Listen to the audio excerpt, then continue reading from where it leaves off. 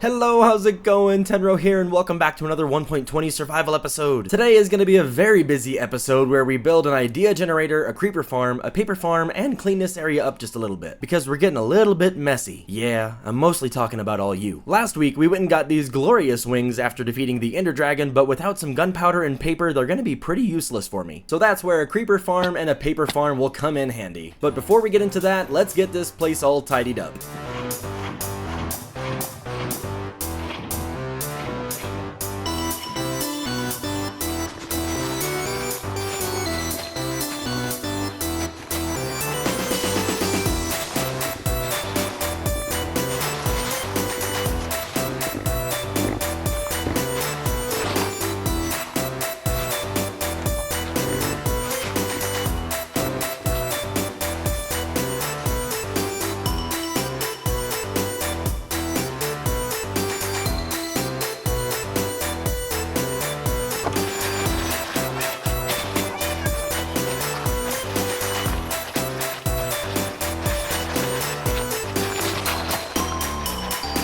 Okay, there we go. We've got everything now moved out of this little area, nice and cleaned up. Let's get a nice little aerial shot of that. We turn around and see what we've got here.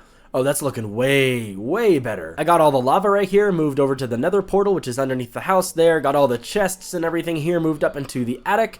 And I moved all of the animals and the little workstation things like furnaces and all that into this little new workshop area. And if we go right in here, we can see we kind of decked this out a little bit. Got my little kitties and dogs here. And then if we go down this way, we have our little workshop space. So that's pretty nifty. I do also want some kind of a better pathing system right here. Maybe some gravel or stone, something like that. Also, I'm sorry if I sound a little bit nasally. I've been fighting off a cold for the last few days, but the video must be made. And next up on the agenda is the creeper farm. So let's go get some materials for that. Oh, we also have to decorate the interior here. If you have any kind of interior decoration ideas, please do let me know. But for now, let's go up into the attic and you can kind of see the little bit of a storage system I've got going on up here. It's still pretty chaotic. Everything's just kind of everywhere, but that's okay. We're going to organize this a whole lot more later on. But for now, let's grab a whole bunch of stone. We'll bring that back over to our workshop. And the beauty of having self-touch is that we do not actually have to smelt all this stone. We can just throw it up on in here and get some stone bricks. It's really quite lovely. Now for this creeper farm, I want it to be a little bit further away. That way, whenever I'm just running around the base here, hopefully they're still spawning and I'm collecting their gunpowder. And I'm thinking just out past the iron farm right over here. I've gone ahead and plotted out the four corners. Let's go ahead and go up into the sky. We can see that a little bit better. We have the first corner there, way over there, and then over in this spot. So it's a big 48 by 48 block that'll have 4 different modules inside of it. Each one of those modules should be about 7 floors tall, and they're all going to be able to spawn creepers, throw them down the middle, and I'll be able to collect all of their gunpowder. And I'll show you kind of what that floor plan is going to look like as soon as I clear out this mountain. So let's get that done. Well, an hour and a half later, and several double chests full of these different building supplies, we finally have, well, a giant hole in the ground. It doesn't look like very much right now, but when I'm done with this place, we'll have more gunpowder than we know what to do with. At least, that's the plan. And speaking of the plan, this is more or less what it's going to look like throughout each floor of this whole creeper farm. And just to be clear, this is not my design. It's a pretty common farm, one that I used on the Lands of Zankar Season 2. These carpets are strategically placed to keep spiders from spawning. You see there's a minecart on this side, and across the way over here that will each hold a cat, because as soon as a creeper spawns over here, it will see the cat and run over what it thinks is a solid floor, but ends up being a little drop down into water and pushes them off into, well, the collection chamber. My intention with this building is to have one of these little modules kind of centered on each of the sides here. So one here, one over there, and one in the center right there. And then have the entire thing be about 7 stories tall. Is this way too much gunpowder than one person should ever have on a single player world? I'm not going to talk about it. I'm just going to go repair my pick and shovel real quick. And with everything now all repaired, I've spent about 5 hours gathering all the supplies we should need for this farm. All sorts of deep slate, some stone bricks, all sorts of good things. I've also kind of mocked up what one edge will look like. So all the creepers on this side will fall down into this area and get pushed by the water all the way to here, to where there will be some soul campfires right over there. And in all the time doing that, I went ahead and bred up all of these cats. Yes, every single one of these has a name tag. That's also part of what took so long. Got all those name tags from my librarian friends over there. And now with everything here at my disposal, I think it is time to get this creeper farm underway. So, without much further ado, let's get building.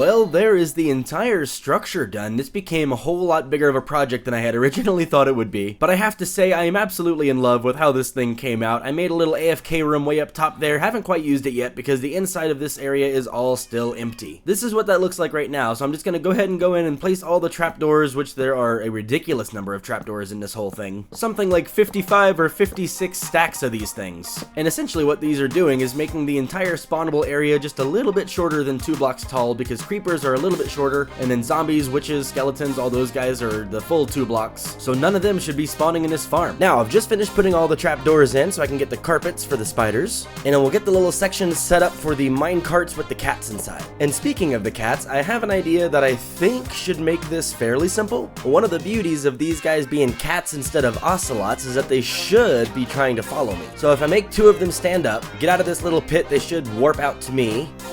There we go. Now, theoretically, I can fly to the top of this thing. They should teleport up to me, and then we can go down layer by layer to get to the floor that we need. Okay, guys, please, no falling from high floors. Here goes nothing.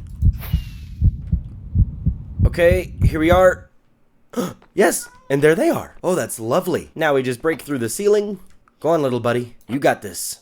There's 1, and there's 2. And now what I'll do is actually take this rail back off and put a half slab down in that place. Pop a couple rails going that way. I'll put my minecart on this edge one here, and then we'll take one of the cats and try to nudge it onto the tracks right in front so that it gets picked up by the minecart. Nope, go in there. Go in there. Trust me. You want to go in here. It'll be good. Please. Oh, there we go. Okay. Now we can just push that little minecart into that little hole, pick up our rail, and we are finished with 1. Now I only have 55 more to go. I'll be right back. Alright, this is the last cat for the farm. This should be it. This is all that it's gonna take. Come on. There we go. Yes. Now all that's left is to go back through all the floors, break all the torches, and give this thing a proper test run. So let's go do that now. As soon as I start breaking these torches, it's gonna get really dark up there, and creepers will slowly start to spawn. So I'm gonna go ahead and get this little killing chamber ready, close that up, and now we are ready for business. Let's fly up to the top, break our way in, and we're just gonna go 1 floor at a time, breaking all these torches. And on our way down, we're gonna have to leave all these trapdoors open so that the creepers can fall all the way from the top all the way down. That's 1 chamber done, 3 to go. All right, looks like this is the very last floor of the 4th tower. Everything is super dark, but it's all finished. Quickly gonna get outside, close that off. Now we can go and test this farm out. Just gotta make my way right through here into the little room. This little room is placed exactly 100 blocks above the top chamber, so it should be far enough away to have all the different layers of the tower spawning, while keeping the ground and all the caves underneath free of monsters. Or at least free enough for some good creeper rates. In case any endermen somehow manage to make their way up into here, I have this little stone pillar that I'm just going to face right into to AFK for a few hours. I'll be right back. Okay, that's it. It's been right about 2 hours, so let's go ahead, jump down here, and see just what this farm has produced. We can fly right in the front here. Ooh, looks like an enderman's been in here. Okay, oh, we got creepers already down, and look at how many creepers are here. Just, oh my gosh. Holy moly, it's already overflown. All the hoppers are full. Okay, I severely underestimated the output of this farm. Oh, we did get a spider in there. Interesting. That is absolutely crazy. Let's go ahead and empty some of this out so that those poor hoppers can maybe collect a little bit more. Well, it may be overproducing, but that is okay because it works. We have gunpowder. We have all the gunpowder I could ever ask for and then more. Alrighty, well, next up is going to be a paper farm so we can get those rockets all going. Technically, it's a sugarcane farm that we'll then craft into paper. The design I'm going to go with for this paper farm is going to be that super basic piston observer kind of system. The sugarcane will grow up in front of the observer, which will then trigger the piston to knock it off and all get collected into this one little central area. And for this one, we're not going to go nearly as mega as this, just a little basic farm to get us started. So let me go just gather a few materials here and we will be on our way. Oh, hello. Looks like I made a friend. Goodbye, friend. I've now got enough materials here to make a full stack of both pistons, there we go, and observers. There we go. And of course we'll need some sugarcane. And now we can go get started.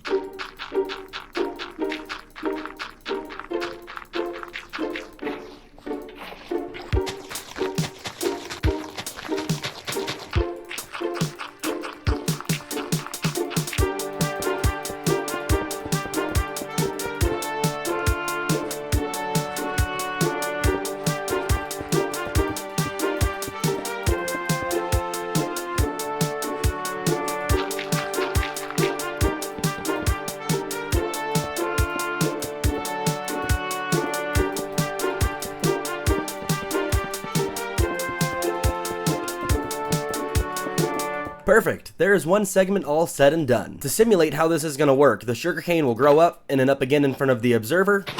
All the pistons fire and then they're going to fall on top of this grass block right inside. Now, once I get the minecart with the hopper running underneath the ground right here, it's going to pick up all of these items just like it does over in our little pumpkin melon farm over there. This one module here has 8 sugarcane across the front as well as 8 sugarcane across the back. Now I just need to make 3 more of these and we'll be all done. And just like that, we have all 4 modules now in place. You can also see I kind of tore up the ground a little bit to get this rail all put in there, but it should be all set to go. We have our little item dispenser right here. That way when the minecart gets up over it, if it has any items in it, those items will fall into the hopper. The comparator on the back will read that and then turn off this powered rail, which will lock the minecart on there until all the items are dropped out. If we put it on here now, it should run all the way through. Ooh, that's good.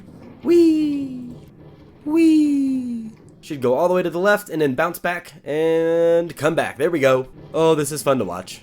It's the little things in life. It really is. Now let's test this out real quick. If we go ahead and put this minecart with the hopper right back on and just throw some more items in there just to kind of simulate if it had actually picked stuff up. We'll push it all the way through and we should see it get stopped. Lovely. It'll drain all the items out and then as soon as it's all finished, yeah, perfect. It goes back on its way to collect more items. It works. Now I just need to clean all this up and run an actual proper test to see how much sugarcane this yields. It's been right about 8 hours that have been AFK from this farm over here. And if we go down to this bottom chest here, we can see, okay, about half a double chest full, not too bad. I think what has me the most excited about this whole thing here is that here pretty soon on June 13th, Minecraft 1.21 will officially release, which means we will get the crafter. And then we can automatically craft paper and automatically craft rockets. Oh, that's gonna be so exciting. I'll probably make this a little bit bigger in time, but for now that's going to be a pretty good output for everything that we're going to be dealing with. So now we can head off and complete our final project of the episode, and that is going to be our idea generator. I've already got a pretty good idea of what it's going to look like. I made a little machine in creative to test it all out, and it works pretty well. So I think I'll put it right here between the house and the villager trading area, and then I'll be right back once I have it built and I'll show you how it works. Behold, ladies and gentlemen,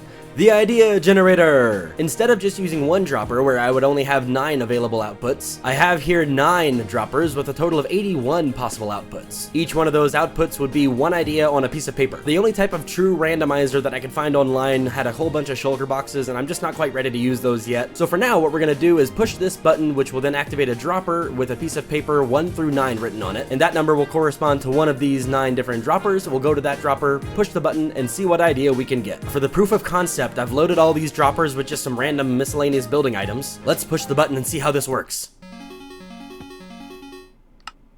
Oh yeah. Let's say it said 8, we'd go over here, pop 8. Ooh, we build a birch plank. Maybe it said 3, we'll go over here, push 3. Ooh, we build dirt. And that is the idea generator. Let's do it again. I love it. Now, in case you're curious to the redstone behind this, I do have a little maintenance hatch right here, and yeah, it looks a little bit crazy. This is my little test button, so you're able to kind of see how it works. It starts off here with just a little simple basic redstone clock, and because it's a wooden button, it stays on just long enough to go through 3 total cycles. And from there, it goes out to each of those little redstone lamps, so it does it in a little circle pattern, and then goes out to those note blocks to correspond to each of those lamps. Now, at the same time, on the other side, it triggers this little chain of redstone repeaters, which just delays a circuit all the way up to the top here, and then pops out the little idea up in the top. That's all there is to it. Let's go grab some pieces of paper and put our first few ideas into the generator. Now that we've got this nifty paper farm, we can get them from here. The ideas from last episode that we're going to be adding in are a Tainro statue, a panda home, a secret room with an intricate door, a sheep launcher, an auto item sorter which would go with a storage system, a sky village where I'd use glass instead of grass, an underground storage system which would use the auto item sorter, and last but not least, a zoo or aquarium. Since we have less than 9 for today, we're just going to go ahead and throw all of these into this dropper where one of these will randomly get selected automatically. Now let's go find out what we're going to be doing in next week's episode.